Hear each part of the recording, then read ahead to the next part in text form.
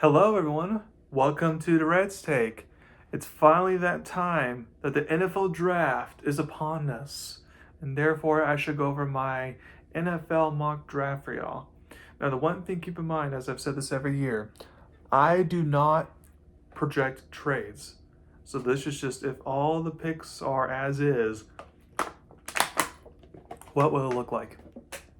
So let's get started with the number one pick with the Raiders. We typically usually know who the number one pick is every year, and more often than not. And it's going to be the same way this time around with Fernando Mendoza, Indiana quarterback, going number one for obvious reasons. The Raiders get the franchise quarterback. Number two, the New York Jets. The Jets desperately need a pass rusher, so it will come down to either Arvell Reese with Ohio State or David Bailey for Texas Tech. They can't go wrong with either player, in my opinion. Since Reese has a little bit of a higher ceiling that they can still work with, I think they will pick him. Number three, Arizona. There is a couple ways that Arizona can go. One is they could get a tackle to fortify their offensive line. The other is they go pass rusher, as well as Arizona's defense did not have a great pass rush. Now, there's been recent chatter about how Arizona doesn't trade back. Maybe they just take Notre Dame running back Jeremiah Love. But I think with them signing Tyler Algier, who even though he was been a backer for most part of Atlanta, he is starting caliber running back in my personal opinion. And then James Conner coming off his injury, who they know is a starting. I feel like with those two in the wings, they don't need to draft Jeremiah Love this high when they have definite other needs that they can fill. So I'm not buying into that draft rumor, because some draft rumors are obviously true, but some are false, just for hype. So I think that one may be false. So therefore, they could go defense route, but I'm going to have them, Michael Flory, being an offense, the new head coach being an offensive guy. I have him selecting a tackle to protect Jacoby Brissett for this year, and then whoever their quarterback will be in the future. So I have them taking Miami tackle Francis Mauigoa. And then number four, you got Tennessee Titans. The Titans can go many directions here. And since new head coach Robert Saleh is a defensive guy, they could go pass rush here.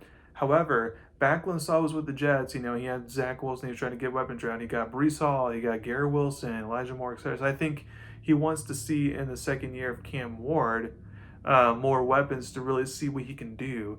Therefore, I have them taking Notre Dame running back Jeremiah Love to help better the Tennessee Titans offense. Number five, the New York Giants. Since the Giants have two picks in the top 10, they just need to focus on which players may not be there by 10th. And I think they're interested in three different Ohio State players. And the one that I don't think that will fall to 10 is Sonny Styles, the linebacker. So therefore, especially after his excellent combine. So I think the Giants are going to take him with the fifth overall pick. Number six, Cleveland. The Browns have been kind of the talks about potentially trading back, and they could, and honestly, they should, in my opinion. But the Browns have two clear needs. One is receiver, and the other one is offensive tackle, since their whole offensive line has been reshuffled this offseason. I think new head coach Tom Monken will value offensive line more, if I had to guess. Now, even though Spencer Fano from Utah is available, I heard they really like Monroe Freeling, the tackle from Georgia. So they need to go reach for him, grab him early.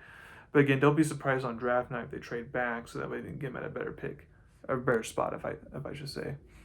Number seven, you got the Washington Commanders. I honestly have no idea what Washington's going to do here. I have no strong feelings one way or another. They clearly have defensive needs. I can see them going pass rusher or corner or safety, especially since head coach Dan Quinn's a defense guy. However, I think they might make a surprise here and go offense and give some more weapons for Jane Daniels in his third year. I think they grab Carnell Tate, the receiver for Ohio State, to pair with an injury-prone Debo Samuel and aging Terry McLaurin. Next, you got New Orleans Saints. Head coach Kellen Moore would certainly be justified to draft a receiver here to give quarterback Tyler Shuck more weapons to see if he really is the guy. However, I think Moore will know that it's all about the best player available.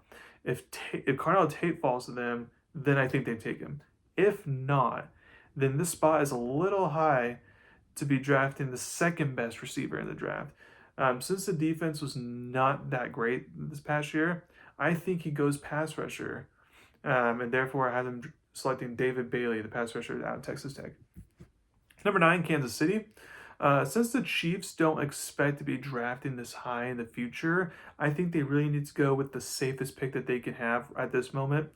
They could draft a receiver, but I think doing that, I think they could do that in the late round. They could draft defensive pick, but again, I think they could do that in the later round. I I feel like what they should do is something that they've been struggling for years is to find the perfect tackle to protect Mahomes. So therefore, I have them getting a solid tackle in this year's draft, Spencer Fano out of Utah. Number 10, you get the New York Giants. If the draft goes according to how I have it being played out so far, then the Giants will be thrilled to make their next selection. I think they will run to the podium to take a game changer at safety to pair with Javon Hall in the back end to make it a dynamic safety duo. I have them taking Caleb Downs from Ohio State. Number 11, you got Miami Dolphins. The Dolphins have a lot of needs, and new head coach Jeff Hafley can go a lot of different directions. They need offensive line help. But if the top three tackles are taken by this point, which is what I have, then they might wait till later on in the draft to do that.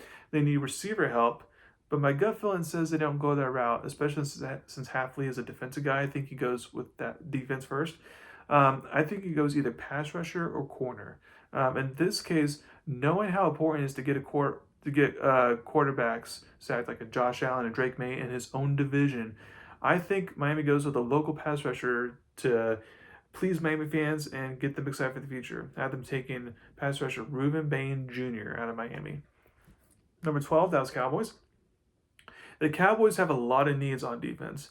They could go offensive line, but I severely doubt that since Jerry Jones knows the defense needs fixing. And unless someone like a Jeremiah Love is here, then they don't need to take offense. I feel the Cowboys most of their top players would be taken at this point if they don't trade up. But there's still one player that should be on their board that's still sitting here that I feel like this should be a no-brainer for the Cowboys. I have them taking Mansour Delane, the cornerback from LSU.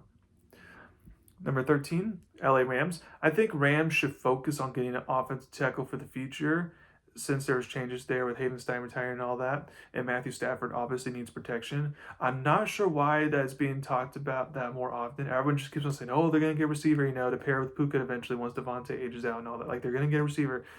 It's just like, so that's why I had them doing. I had them getting the local, USC product receiver, Micaiah Lemon. But again, if I were them, I would focus on offensive line.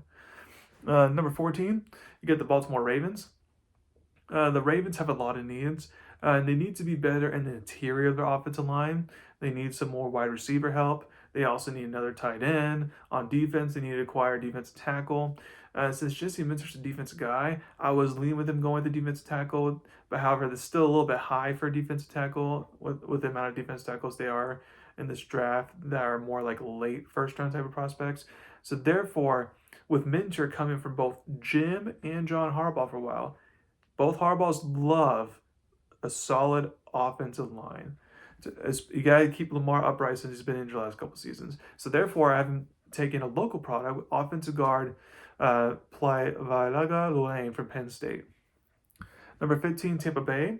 With Mike Evans gone, Tampa could use your receiver help or even tight end help.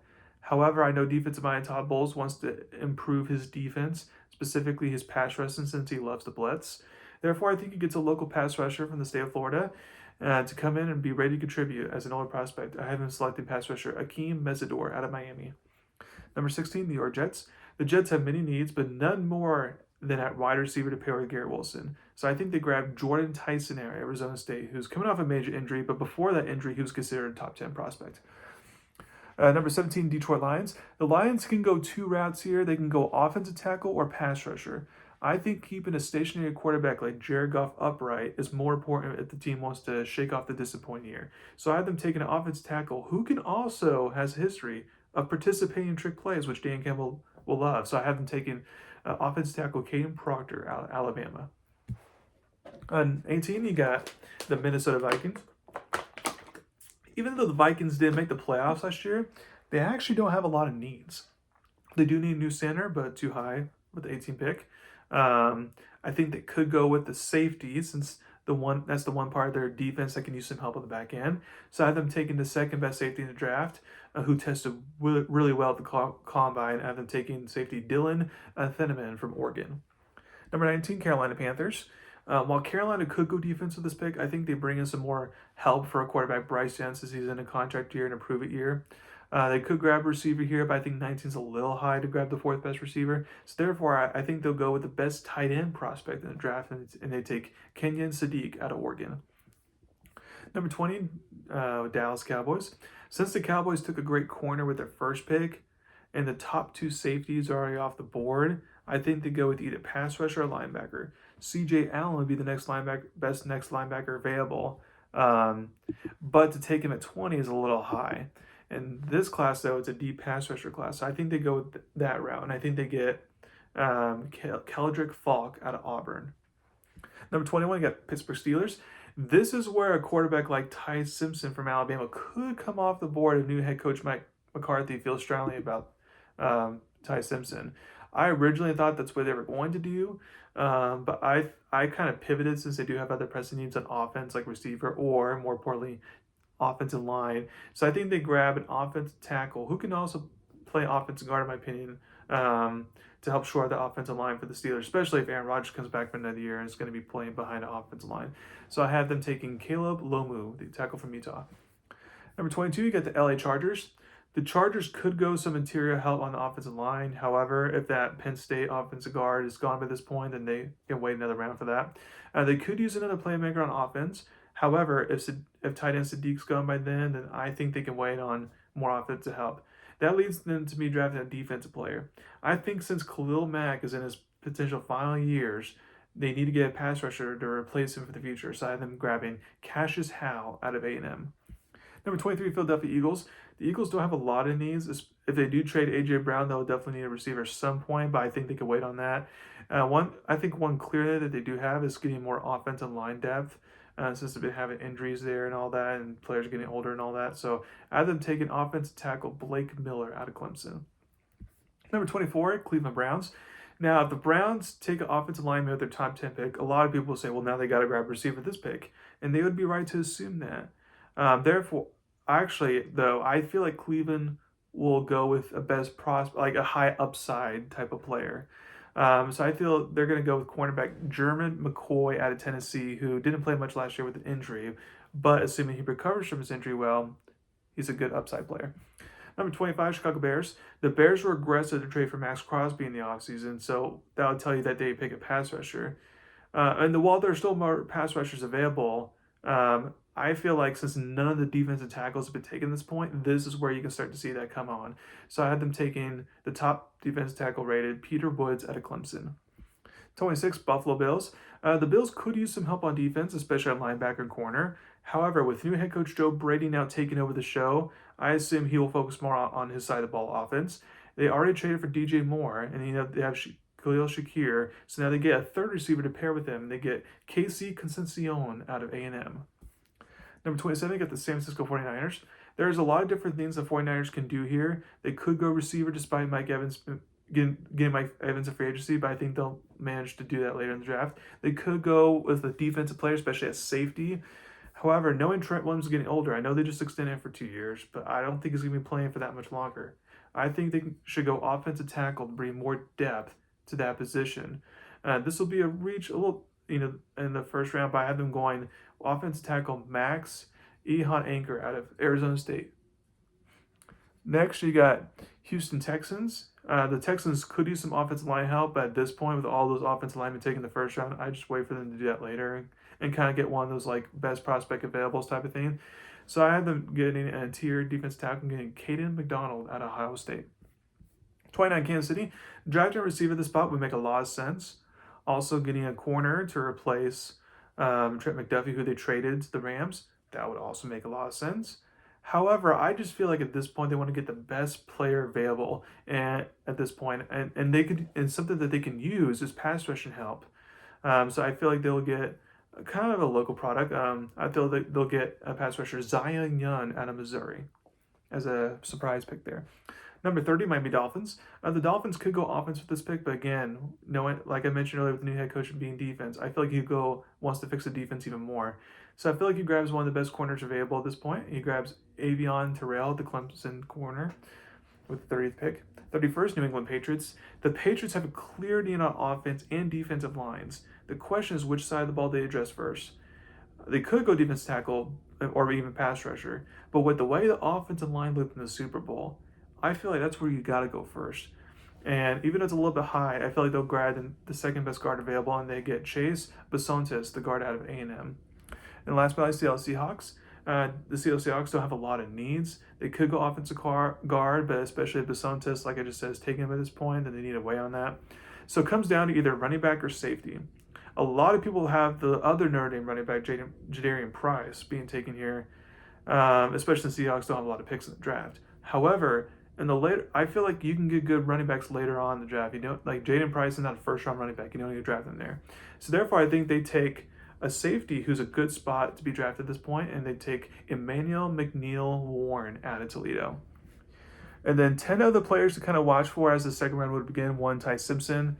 He's been rumored a lot at the Arizona Cardinals. So if he wasn't taken the first round, I feel like Arizona may pick him up early. Pass rusher TJ Parker out of Clemson's another one, especially since a lot of team have pass rusher needs. He'd be the next best pass rusher available. Linebacker CJ Allen, if someone needs a middle linebacker to anchor the defense, that'd be the next one.